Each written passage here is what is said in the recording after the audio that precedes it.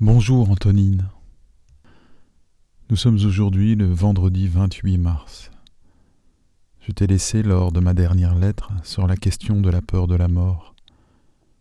Sais-tu combien de fois le philosophe s'est vu écarté et rejeté quand ce n'était pas insulté et haï à chaque fois qu'il s'est tourné vers les hommes et les femmes de sa cité afin de les inciter à se poser les bonnes questions et surtout celle délicate de la mort. La condamnation à mort justement de Socrate par sa propre cité est reconnue comme étant le point de départ de la philosophie en Occident. Il est le premier philosophe à proclamer que la philosophie est tout d'abord un art de vivre, art sans lequel la vie ne vaut pas la peine d'être vécue. C'est là le choix de Socrate, que d'avoir accepté une condamnation à mort alors qu'il estimait profondément injuste cette condamnation. Cela reste une énigme à résoudre pour tous ceux qui veulent comprendre sa philosophie et sa manière de vivre. Au-delà de cette énigme, dont la solution apparaîtra salutaire à celui qui la trouve, ce qu'on peut rapidement comprendre, c'est qu'il a refusé catégoriquement ce que ses juges lui proposaient pour qu'il soit acquitté, qu'il arrête de philosopher. C'est ce refus qui a convaincu les juges de le condamner, car ce qu'il visait très exactement, c'est que Socrate arrête de philosopher et devienne un citoyen comme les autres en retournant à sa place. Cette mise à mort par le pouvoir d'Athènes est le témoignage retentissant que la philosophie est pour tous les gens qui tiennent à la marche du pouvoir, à son cortège d'agitation effrénée et de turpitude, comparable à un caillou dans la chaussure. Les philosophes, crie-t-on, sont des empêcheurs de tourner en rond. Lorsqu'ils débarquent avec leurs questions, car la tâche du philosophe consiste à questionner toujours et non pas à répondre, à ouvrir et non pas à remplir les esprits, les réponses sont toujours les mêmes. En temps de paix, les hommes se sentant visiblement tranquilles et repus, on en fait des personnages inutiles et oisifs, qui s'amusent à parler de mots et de choses qui ne servent ni n'intéressent personne. On s'en moque, on les dédaigne souverainement.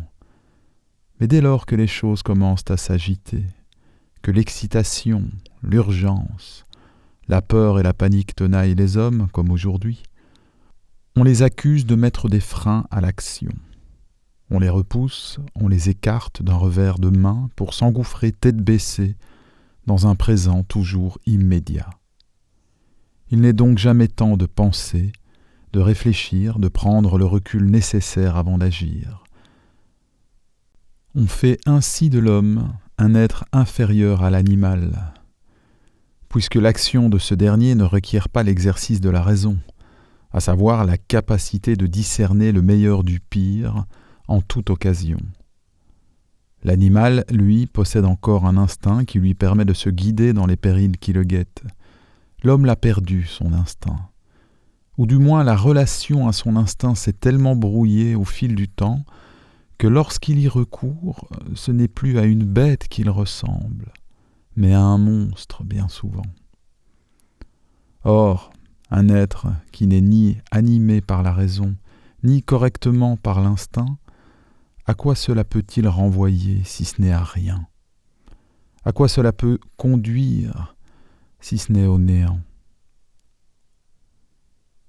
Il est bien sûr aisé de comprendre qu'en ces temps d'inquiétude sans cesse exacerbés par une machine politico-médiatique qui s'emballe en prédisant des catastrophes en cascade et un état d'urgence permanent pour y répondre, l'invitation à s'asseoir, à se calmer un peu pour réfléchir à la question de la mort pourra paraître quelque peu oiseuse, sinon parfaitement déplacée. Mais confinement oblige, l'action nous a été ôtée brutalement. Je sais, Antonine, que ce n'est pas ton cas, tu fais partie de ceux qui doivent de manière urgente déployer toute leur capacité pour répondre aux détresses quotidiennes. Cependant, permets-moi de te rappeler que nul ne peut tenir dans une action continue sans se ménager. Espérons que mes lettres t'inciteront à t'asseoir, toi aussi, afin de restaurer tes forces. Pour la plupart d'entre nous, c'est le confinement, le chômage technique, l'immobilisme. Sautons sur l'occasion. Réfléchissons, pensons, concevons et construisons un monde, si ce n'est meilleur, au moins un monde possible, puisqu'il est désormais impossible de vivre sereinement et librement dans le nôtre. Mais pourquoi la question de la mort, demanderas-tu ? Parce que cette question, celle de la relation que nous pouvons avoir avec la mort, est capitale pour toute existence humaine. La déplier ouvre à l'établissement d'une hiérarchie des valeurs, hiérarchie infiniment utile pour nous aider à vivre, à nous poser les bonnes questions et à prendre les bonnes décisions dans chacun de nos actes quotidiens. L'actualité du monde que nous avons construit nous en donne la preuve la plus probante. Force est de constater qu'en repoussant cette question, nous avons perdu depuis longtemps le sens des valeurs. Nous avons perdu le sens du bien. Nos richesses sont incommensurables, mais celles-ci n'ont d'égal que l'incommensurabilité de nos détresses et de nos misères. Nous avons tout misé sur la croissance économique, mais nous nous apercevons que cette croissance, au lieu de résoudre les conflits entre les hommes, les attise.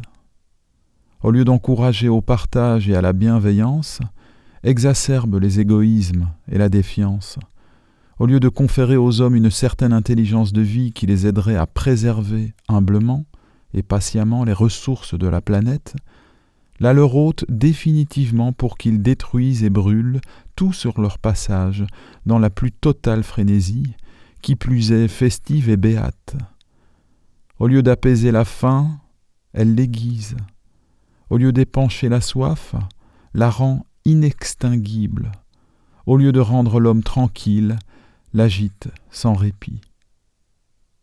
L'homme, mu par un désir aveugle de croissance, a visiblement complètement perdu le sens des valeurs. Il est allé jusqu'à oublier qu'il puisse en avoir un. À l'image du monde, les valeurs humaines sont sans dessous dessus, à tel point que c'est le sens même de l'existence qui a disparu.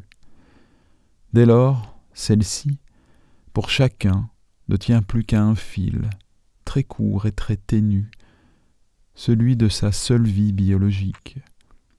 Son simple corps, menacé maintenant par un être microscopique qui désormais brise le plan des nations, anéantit les desseins des peuples.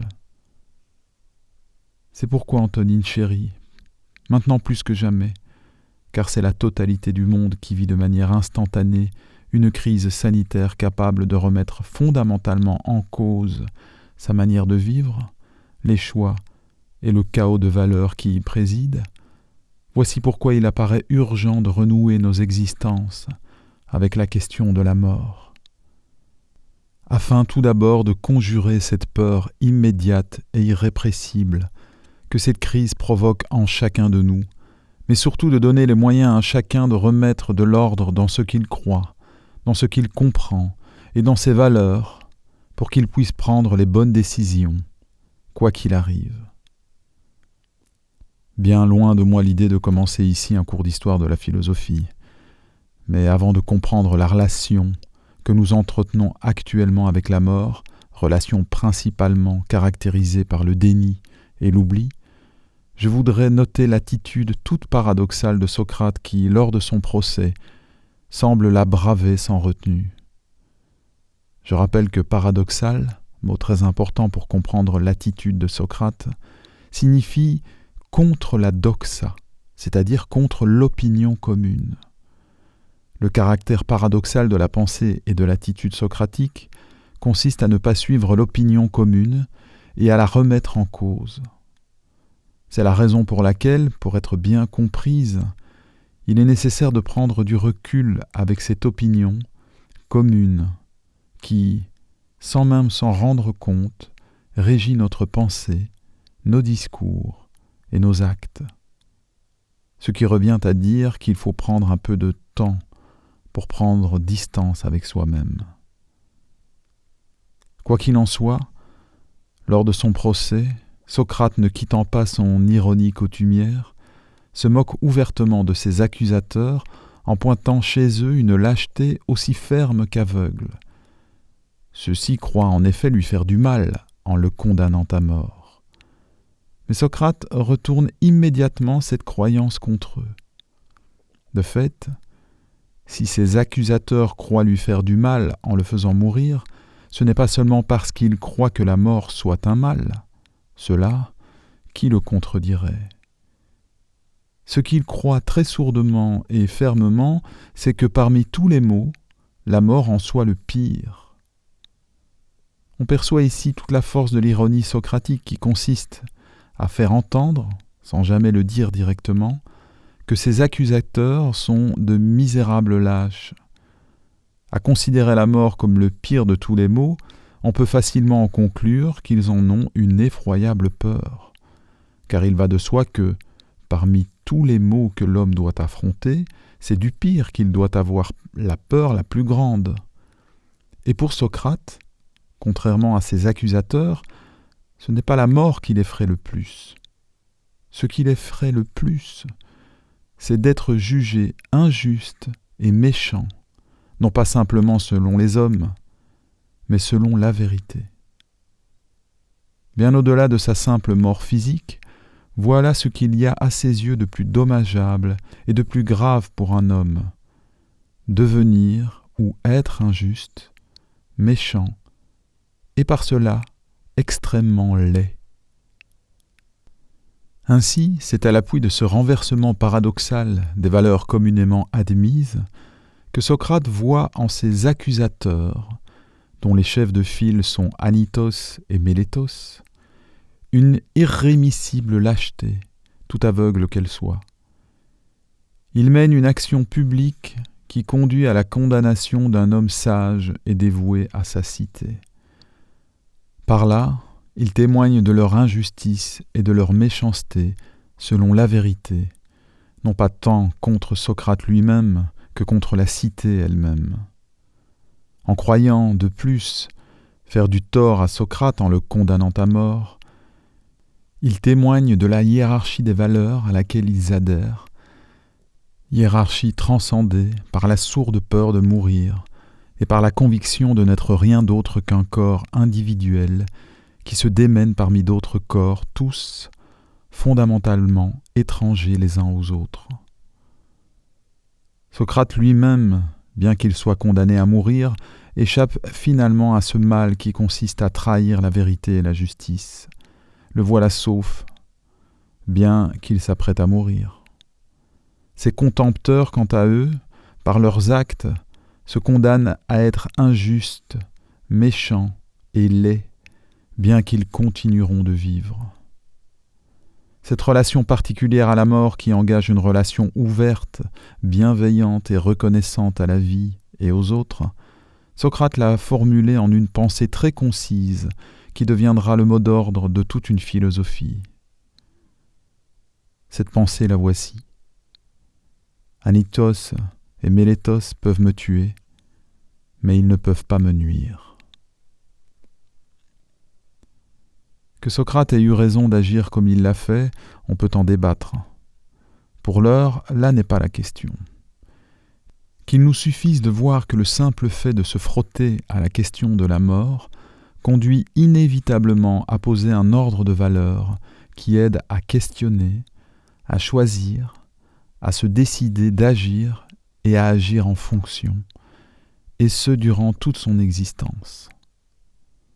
Notons enfin qu'Anytos et Mélétos n'ont été conservés dans les mémoires des hommes que parce qu'ils ont été les artisans de la mise à mort de Socrate, tandis que Socrate, quant à lui, est devenu le père de la philosophie en Occident, car il a préféré mourir plutôt que de vivre sans philosophie. Je cite ce célèbre passage de l'Apologie de Socrate, écrit par Platon, sur lequel nous reviendrons, où l'on voit très clairement formuler son choix de vie. Athéniens, je vous salue bien et je vous aime, mais j'obéirai aux dieux plutôt qu'à vous.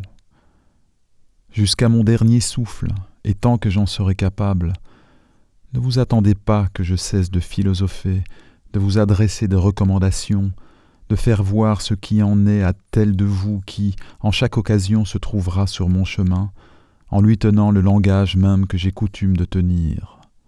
Ô le meilleur des hommes, toi qui es un Athénien, un citoyen de la ville la plus considérable, de celle qui, pour le savoir et la puissance, a le plus beau renom, tu n'as pas honte d'avoir le souci de posséder la plus grande fortune possible, et la réputation, et les honneurs, tandis que de la pensée, de la vérité, de l'amélioration de ton âme, tu ne t'en soucies point et n'y penses même pas.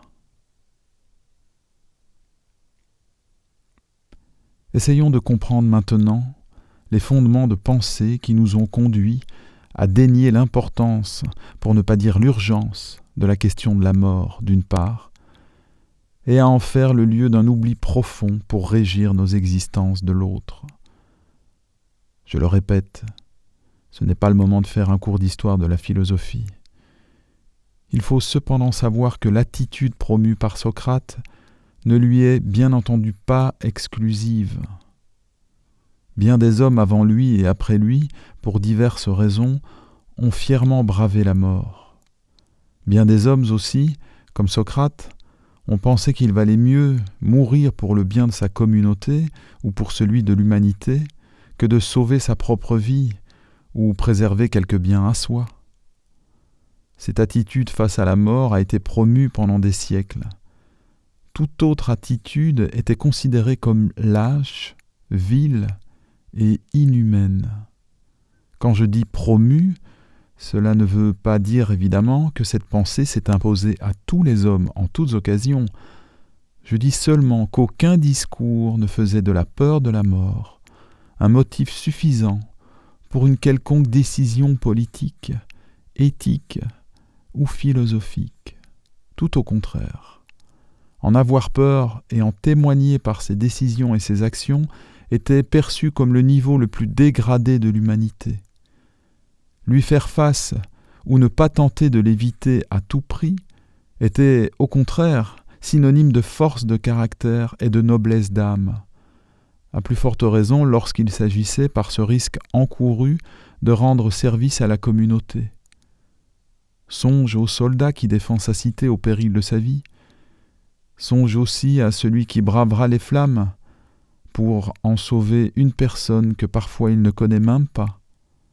Songe ici encore à Socrate, qui a accepté sa condamnation en partie par civisme, expliquant dans le Criton que le respect des lois qui régissent la cité est plus important que la vie d'un seul individu. Songe enfin à Jésus, mort pour le salut de l'humanité tout entière. Cette relation à la mort, de nos jours, a complètement disparu, à tel point qu'on a oublié non pas qu'elle ait existé, mais qu'on puisse même la concevoir. Que s'est-il passé pour que cet oubli puisse avoir lieu ? Il n'est pas aisé de le dire. D'autant plus que cela s'est fait par étapes et suffisamment progressivement pour qu'on ne s'en aperçoive pas. Nos valeurs et la hiérarchie entre celles-ci se sont lentement déplacées pour être dans l'ordre, ou plutôt le profond désordre, où nous les connaissons aujourd'hui. Ce que l'on peut toutefois constater, c'est que des signes de distanciation vis-à-vis de cette relation à la mort vont apparaître dans le discours des hommes réputés de connaissance dès leur naissance. Parmi ces hommes, c'est sans conteste Machiavel qui de manière fracassante vient bouleverser l'ordre des valeurs, à faire valoir et à promouvoir pour l'action des hommes. C'est lui qui placera la préservation de ses biens et de sa vie propre comme étant le critère ultime de toute décision humaine, individuelle ou collective, reléguant tout autre motif au rang des superstitions ou des fariboles. Il y a là, selon lui, une nécessité et une vérité non seulement à constater, mais dont on doit absolument tenir compte pour la constitution des États, ainsi que pour son action individuelle. Il faut ici cependant faire très attention et ne pas se laisser prendre au piège de son discours. Machiavel n'est absolument pas l'auteur de cette pensée. Celle-ci a toujours été majoritaire parmi les hommes. Non pas parce qu'elle soit une vérité ou une nécessité, comme Machiavel l'affirme, mais tout simplement parce qu'elle ne requiert aucun effort de la pensée. C'en est le degré zéro. On la formule aussi aisément que des propos sur la pluie et le beau temps. Elle vient à l'esprit sans avoir pris la peine d'y mettre de l'ordre. C'est d'ailleurs pour cette raison que les philosophes éprouvent tant de difficultés à en détourner leurs congénères et surtout à les inviter et à les encourager à en considérer toutes ses conséquences. Ils font face à une incontournable inertie qui gagne en force dans la mesure où cette pensée est commune et majoritaire, doxique. En revanche, ce que le discours de Machiavel a de nouveau, c'est la volonté de faire de cette pensée commune une vérité universelle à suivre, de la valoriser et de la promouvoir. C'est d'ailleurs cette volonté de promotion universelle qui devient incroyablement difficile à justifier et à systématiser, car le principe qu'on souhaite défendre est fondamentalement inepte et somme toute indéfendable. Sa justification requiert infiniment plus d'argustie et de finasserie argumentative que toutes les justifications philosophiques qui l'ont précédée et qu'on a cru pouvoir écarter d'un revers de la main, la fameuse tabula rasa.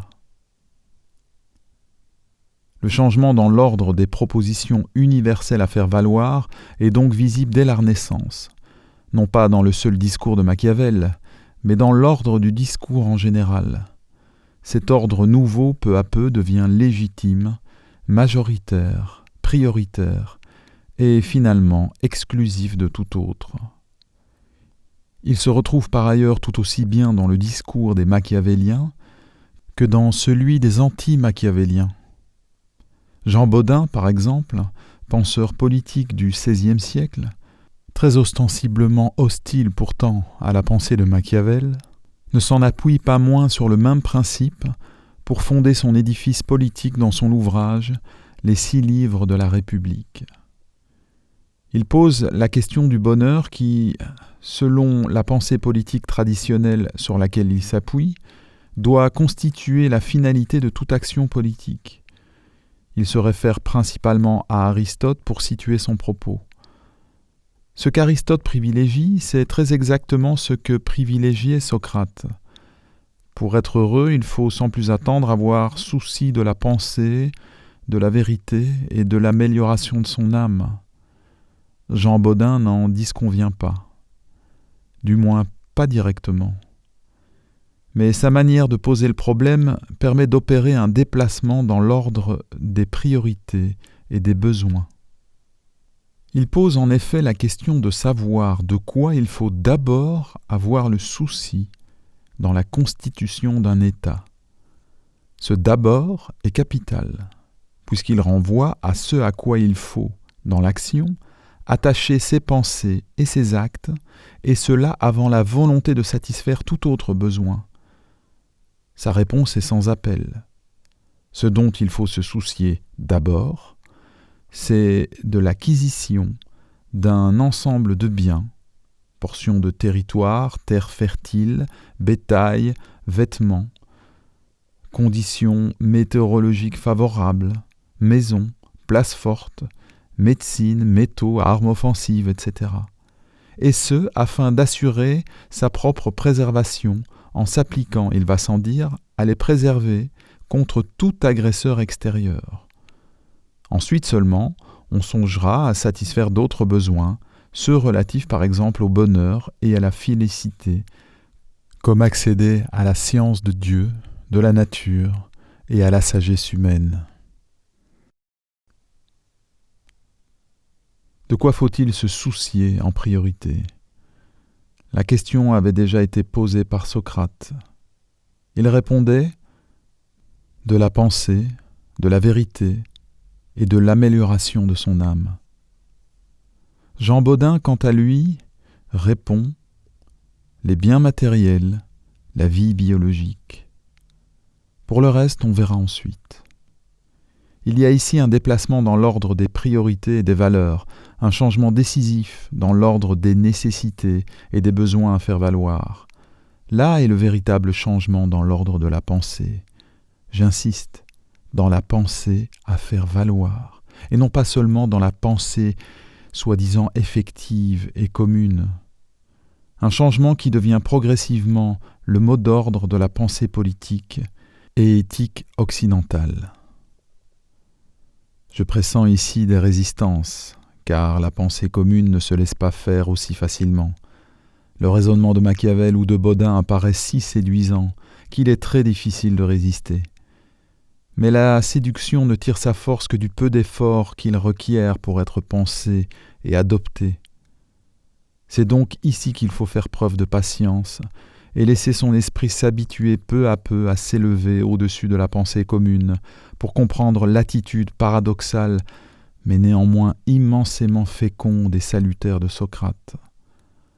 Avant de déplier donc la pensée de Socrate pour comprendre son attitude et l'art de vivre qui en découle, je propose de te raconter l'histoire de son procès et ainsi mettre en lumière ce qui l'a conduit à tenir les propos que j'ai cités plus haut. Ensuite, nous pourrons plus aisément comprendre les conséquences du déplacement opéré dans l'ordre de la pensée, celui auquel les hommes se sont progressivement et décisivement attachés jusqu'à nous.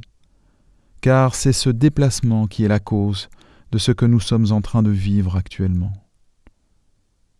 Ceci dit, ma chère âme, chère de ma chair, si tu suivais cet ordre des valeurs à la lettre, qui consiste à préserver tes biens et ta propre vie avant le reste, tu serais confiné comme nous, ainsi que tous tes collègues aides-soignants qui sont prêts à s'exposer sans cesse au virus pour sauver d'autres vies que les leurs. Comme quoi, la pensée moderne ne semble pas tenable de bout en bout. Pour l'heure, je te laisse, car mes forces faiblissent, alors que bien d'autres travaux m'attendent. Je t'embrasse, ton père qui t'aime.